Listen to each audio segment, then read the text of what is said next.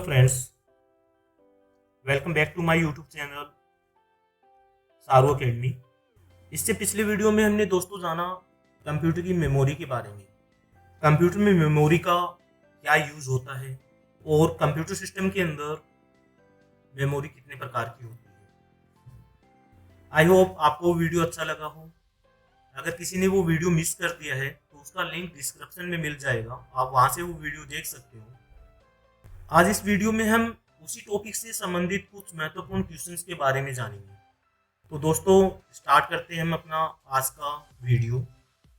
First question है, बिजली बंद कर दिए जाने के बाद जो स्टोरेज अपना डेटा रखती है उसे क्या कहते हैं। जैसा कि मैंने पिछले वीडियो में आपको बताया था कि कंप्यूटर सिस्टम के अंदर डेटा दो प्रकार से स्टोर कर सकते हैं,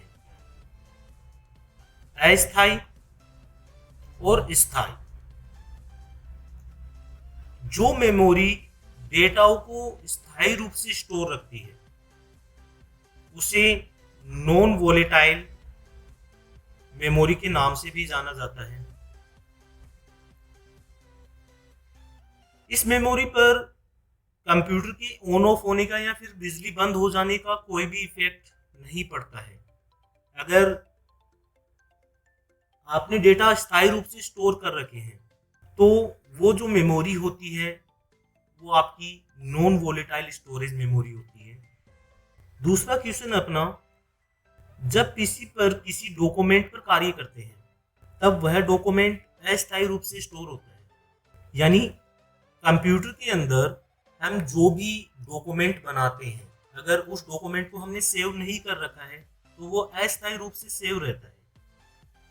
और इस प्रकार के डेटा स्टोर करने के लिए कंप्यूटर की प्राइमरी मेमोरी का यूज किया जाता है और हम अपने डॉक्यूमेंट के अंदर चेंजमेंट भी कर पाते हैं एंड उसको पढ़ भी पाते हैं। ये सब प्राइमरी मेमोरी के फर्स्ट टाइप रैम के कारण हो पाता है। तो अगर हम पीसी पर कोई भी डॉक्यूमेंट बना रहे हैं, डॉक्यूमेंट पर काम कर रहे हैं और वो डॉक्यूमेंट अस्थायी रूप से स्टोर होता है तो वो रैम के अंदर स्टोर होता है। तीसरा क्वेश्चन अपना, कंप्यूटर में कितने प्रकार की मेमोरी पाई जाती है।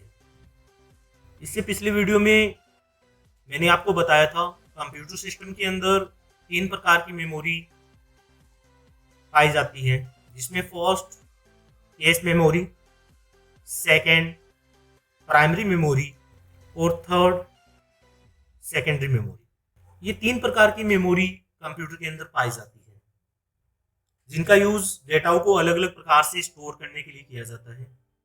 कंप्यूटर की स्टोरेज डिवाइस क्या है, स्टोरेज डिवाइस क्या काम में ली जाती है। तो इनमें से कंप्यूटर की स्टोरेज डिवाइस कौन सी है, जैसे एलयू पार्ट, सीपीयू का एक पार्ट होता है, माउस एक इनपुट डिवाइस होती है और रैम एक स्टोरेज डिवाइस होती है। रैम प्राइमरी मेमोरी का एक टाइप होती है जिसके अंदर डेटा अस्थायी रूप से स्टोर रहते हैं। नेक्स्ट क्वेश्चन अपना, कंप्यूटर के किस भाग में डेटा एवं प्रोग्राम रखे जाते हैं उसे क्या कहते हैं। यानी कंप्यूटर के कौन सा ऐसी स्टोरेज मेमोरी होती है जो डेटा और प्रोग्राम रखने के लिए काम में ली जाती है। तो हमने जाना था कि कंप्यूटर के अंदर अगर हम कोई भी डेटा में मैंने बताया था पिक्चर्स, सॉफ्टवेयर्स, वीडियोस, ऑडियोज, ये सभी अपने क्या होते हैं, डेटा होते हैं। और डेटा रखने के लिए कंप्यूटर के अंदर मेमोरी का यूज किया जाता है। निम्नलिखित में से कौन कंप्यूटर का इनबिल्ट मेमोरी है। यानी इनबिल्ट मेमोरी क्या होती है, जो स्थायी मेमोरी होती है, जो पहले से कंप्यूटर के अंदर पाई जाती है, लगी हुई होती है। तो कंप्यूटर की इनबिल्ट मेमोरी जो होती है वो रोम होती है और रोम का यूज डेटा को स्थायी रूप से स्टोर करने के लिए किया जाता है। परंतु रोम के अंदर स्टोर किए गए डेटा को केवल रीड कर सकते हैं, उनमें हम किसी भी प्रकार का चेंजमेंट नहीं कर सकते हैं। नेक्स्ट क्वेश्चन है अपना, सीपीयू की संसाधन शक्ति को बढ़ाने के लिए सीपीयू और रैम के मध्य कौन सा माध्यम प्रयुक्त होता है। मैंने आपको बताया था इससे पिछले वीडियो में कि कंप्यूटर तेज गति से काम करता है, यानी कंप्यूटर और यूजर के बीच में जो भी अनुवाद होता है तेज गति से, वो किसकी वजह से होता है, केस मेमोरी की वजह से। तो सीपीयू और रैम के मध्य जो शक्ति बढ़ाने के लिए काम में लिया जाता है प्रयुक्त माध्यम जो होता है, वो अपना क्या होता है, केस मेमोरी। स्टोरेज माध्यम की क्षमता इकाई क्या होती है। यूनिट्स ऑफ मेमोरी के बारे में हमने जाना था। कंप्यूटर के अंदर अगर कोई भी डेटा हम स्टोर करते हैं तो उन डेटाओं की एक फिक्स साइज होती है, उस साइज के अनुसार ही मेमोरी का यूज किया जाता है उन डेटा को स्टोर करने के लिए। और मेमोरी की कुछ मापन इकाइयों के बारे में हमने पढ़ा था पिछले वीडियो के अंदर, जिसमें स्टोरेज माध्यम की जो क्षमता की इकाई होती है वो बाइट होती है, और एक बाइट 8 बिट से मिलकर बनी होती है। उससे अगला क्वेश्चन अपना, कंप्यूटर के संदर्भ में रैम का तात्पर्य। रैम का तात्पर्य यानी रैम का पूरा नाम क्या है। रैम का पूरा नाम रैंडम एक्सेस मेमोरी होता है, और ये एक अस्थायी मेमोरी होती है जिसमें हम अपने डेटाओं को अस्थायी रूप से स्टोर कर सकते हैं। रैम के अंदर जो भी डेटा स्टोर होते हैं वो डेटा कब तक स्टोर रहते हैं, जब तक आपका कंप्यूटर चल रहा है, यानी आपका कंप्यूटर ऑन है तब तक वो डेटा रैम के अंदर स्टोर रहेंगे। अगर किसी भी कारण से आपका कंप्यूटर बंद हो जाता है तो रैम में उपस्थित डेटा ऑटोमेटिकली इरेज हो जाते हैं। मेमोरी शब्द किससे संबंधित है, मेमोरी का क्या यूज होता है, किस काम में लेते हैं हम कंप्यूटर के अंदर मेमोरी, डेटा स्टोर करने के लिए। कंप्यूटर के अंदर किसी डेटा के निर्माण के समय डिस्क का कंटेंट जिसे यूजर चेंज या इरेज नहीं कर सकता,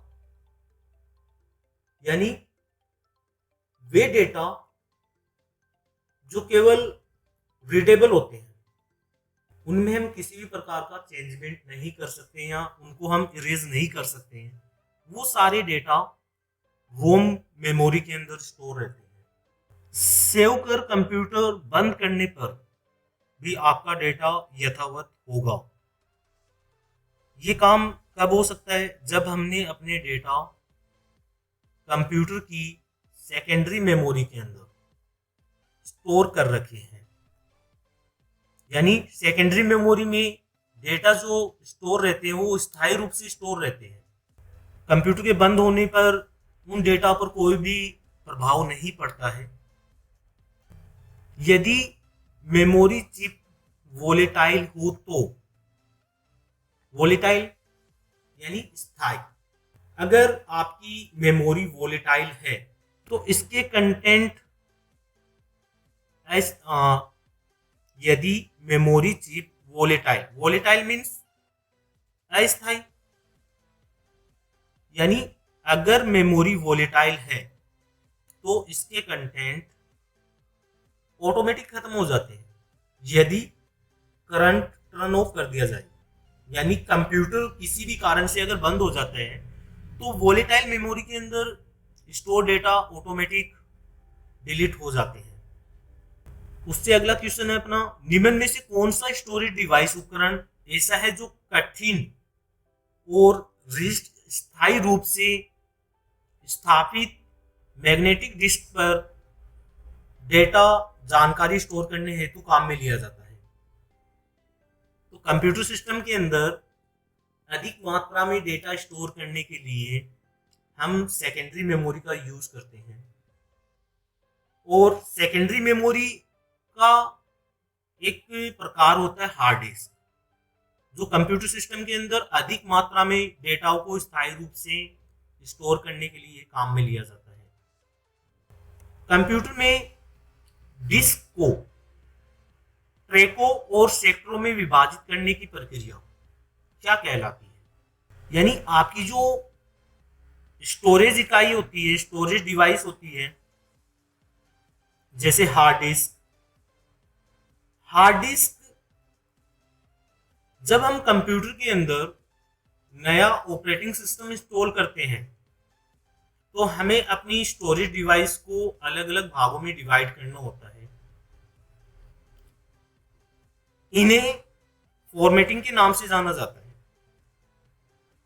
डिस्क को अलग अलग भागों में बांटना, यानी कि आपके माई कंप्यूटर के अंदर जो अलग अलग ड्राइव्स बनी होती है, अलग अलग ड्राइव्स होती है, वो आपको कब दिखाई देती है? जब आप अपनी स्टोरेज डिवाइस हार्ड डिस्क को जब फॉर्मेट करते हो।